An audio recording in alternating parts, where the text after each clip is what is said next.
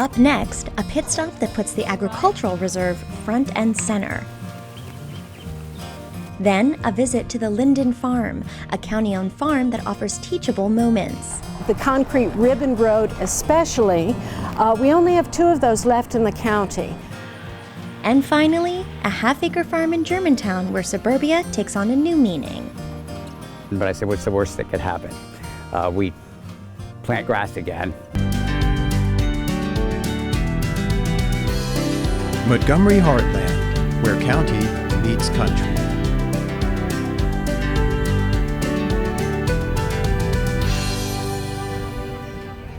The Montgomery Countryside Alliance is a nonprofit organization that works to preserve the natural environment and protect working farms of the Agricultural Reserve.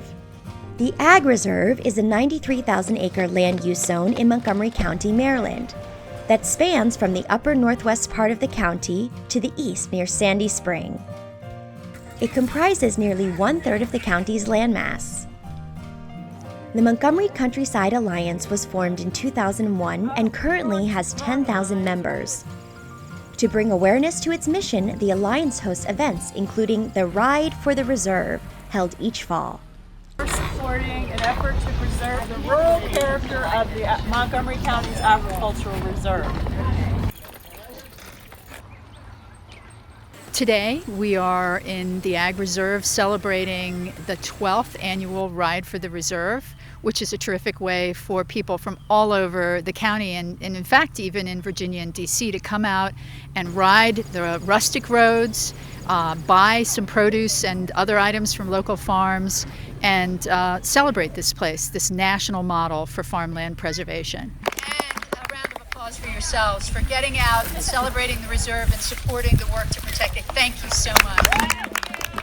We ride through here all the time, and it's really some of the best riding in the country. The farmers are great in supporting us. In fact, this is a place we stop all the time during the summer. See ya. See ya. You get a lot of combinations here between flat roads that are just long and flat and fast, and then some pretty steep climbs. So we love riding out here. It's a great place to ride a bike. It's just so beautiful out here. The mountains in the background. They do a great job of offering food and beverages, and just nice to have someone lay out a road, tell me where to go, and all I have to do is bring my bike. Many volunteers help at the ride, including teens earning their student service learning hours. We always do SSL hours together, and I do like encouraging people and like talking to them and helping them when they do these types of things. So I kind of was just like, oh, okay, and I have experiences around farms, and I'm happy to see people actually come out. This year we decided to do 4 routes. We started with a 10, which is sort of family friendly, or for people like me, people who don't ride every day. Then we have an 18 and a 22 miler for folks that are a bit more ambitious. And then for the real ambitious folks, we have a metric at 62 miles. And that one is a beautiful looping ride that ends up where we are now, which is Kingsbury Orchard here in Dickerson. It was a terrific day. The course was well marked, well supported. Overall, it was a great experience and a great excuse to get out and see some beautiful country. And then have these guys out for a little picnic afterward. So Montgomery Countryside Alliance works hard to promote the reserve, to market the reserve in various ways. We've made a film, we help with publications, but more importantly, we are keen on helping current farmers and the next generation of farmers actively use this land to produce food and fiber for the metropolitan Washington area. And it will be increasingly important as we deal with the changes in climate to reforest certain lands and to do more in terms of making sure our soils can absorb carbon. It's called carbon sequestration. So there's a lot that the reserve does and a lot that we're trying to do to make sure that it lives up to its potential.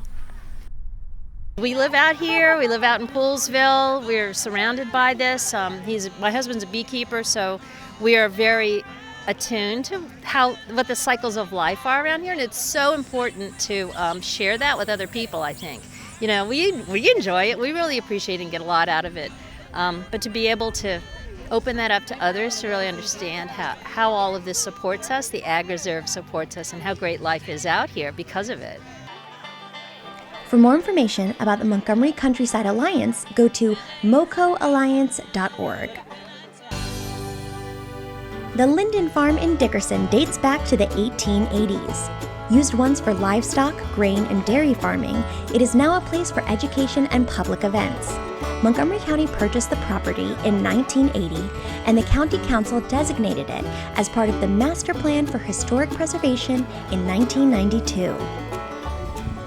A recent tour of the farm and historic Martinsburg Road connects the past to the present. Wheat between 1920 and 1930 in Montgomery County really takes a dive, and the dairy industry actually picks up. And so this is reflected in the fact that the new property owners have changed hand a couple times. In the 1930s, they actually went into default on their mortgage, and Walter Matthews, who buys this property in 1932, he buys it for only $7,500 at public auction. And so when he buys this property, he has a choice to diversify the farmers, which he does, and he makes it into a dairy farm. And so we have the wonderful dairy barn that we have restored here today. It's probably the main addition to the landscape. He keeps the bank barn, adds some cow sheds, and other outbuildings. When you look at this barn, you know, it's got a great stone foundation. When they built it in the 1880s, it was a pinnacle of barn design. They were kind of taking all the different aspects of the farm and putting it in this one building. So a bank barn is that you have this, sometimes it's either on a slope, a man-made slope, or a natural slope. And so you have this one, you know, this is kind of a man-made ramp where they could bring the mow and the hay directly into this story. You have the stalls and pens on the basement level, and you had the overhang to protect them in some types of weather. And then you had the first story here, you know, with the ramp up, you could put up the hay and the mow and the threshing floor, and it really served the farm very well for a period of time. But now we get to the 1930s in terms of making to a dairy barn, you have to worry about sanitation. And there's regulations by the government about what it has to be. And so instead of doing an expensive retrofit to this barn, which we've seen in a lot of barns actually, particularly in Pennsylvania, they decide to build this Gothic dairy barn, which was really kind of at the most expensive design you could go with, particularly with the new roof architecture they had for this building. The Sugarloaf Citizens Association is headquartered at the Linden Farm. We're a 40-year-old citizens advocacy group based in the Agricultural Reserve, and our work is to promote and protect the Agricultural Reserve and the farmers and the landowners who are here, the environment, the open space, and the farming operations. We have about 500 members, maybe more than that because we have many families, so if you wanted to count all the kids.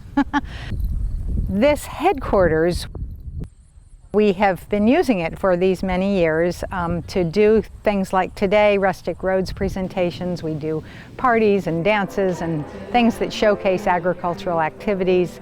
The Sheep Breeders Association has their annual meeting here, so we use it as much as we can. The land also has an opportunity to be a model for sustainable farming practices. We own 100 acres of land that has been farmed by traditional farming, so corn and soybeans, for the last 20 or so years. But that farmer is now off the land, and we are looking for a regenerative farmer to improve the soil, build the soil, carbon sequestration, do something that helps demonstrate to the farming community here that there is a better way to farm. We're doing really good agricultural practices in Montgomery County already. Nutrient management, we do stream buffers, we do crop rotation, we do no-till agriculture, we do cover crops, really great practices, but we can go another step beyond that. The Linden Farm sits on a rustic road. The Rustic Roads program was designated in 1993 to preserve the historic and scenic roadways that reflect Montgomery County's agricultural character and rural origins. Martinsburg Road is one of the 99 rustic roads in the county. Farmers in the area petitioned the state to build Martinsburg Road, and they did this for three reasons. First off, they wanted to access the newly built C&O Canal. They wanted to get better access to the grist mills and sawmills in the area, and all this would allow for them to market their products in Washington, D.C. and other larger markets more easily. Benjamin White and his family were slave owners. They had at least 12 to 15 slaves on the property.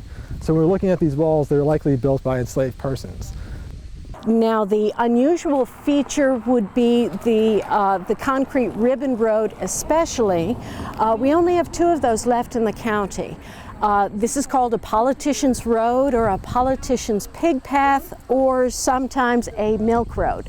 So the politician's road means these were done in 1931 and they led to the farms or the houses of people of local influence in the county. With the rustic road designation, the walls and the concrete are all part of the designation. The Rustic Road program, which has really been a citizen-led effort, is part of ensuring that the fabric of the Agricultural Reserve, the history of the Agricultural Reserve, remains intact as much as possible. Rustic roads are smaller, people drive slower on them. It allows you to take in the breadth of history and the full experience. It's really a great program of the Rustic Roads to have designated signs to really understand the history as you're going through it, and frankly to stop and not just smell the roses but experience the sights that has always made the Agricultural Reserve what it is. For more information about Rustic Roads, the Linden Farm, or Sugarloaf Citizens Association, go to these websites.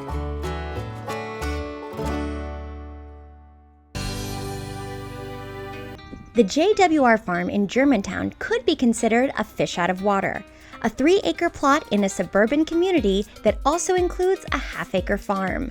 But if owner Alan Black has his way, every neighbor would be doing what he's doing, using the land for food, the soil to decrease erosion and air pollution, and the work to bring people together. Well, I got involved with the Montgomery County Beginning Farmer program, and they were trying to match people up with landowners because that's the challenge for beginning farmers, is where do you get the land. I didn't think I really had much land, but I said, what's the worst that could happen? We plant grass again, and I could keep mowing. I'm concerned about the environment. I'm concerned about the divisiveness in politics, and I try to think of what commonalities we have. Everybody likes good, nutritious food. So I'm doing this in my backyard. I think it's better than a monocrop and putting pesticides down. I get to enjoy this with my grandchildren. And you're out here picking fresh vegetables and fruit, there's not going to be a better moment. Alan invites farmers to work the land and provides the land, water, and electricity at little or no cost. The farming is done by others. I do not have a green thumb. See, that's not green. But I enjoy the people that I'm meeting. So I give some people some opportunity to learn what they're doing. I think it's better to do something smaller well than trying to do too much. One of the problems that I think a lot of beginning farmers have is they try to do a couple acres at one time, and now all of a sudden they can't keep up with the weeds or what have you. I think maybe I should be paying them for what I learn and the enjoyment that I get from having it right out my back door. Alan participates in the annual Harvest Heritage event, sponsored by Heritage Montgomery, which invites the community to stop by for a tour, food, music, and friendship. I think that if more people got their hands in the dirt, more people experienced this, it would increase their awareness with what's going on in the world today.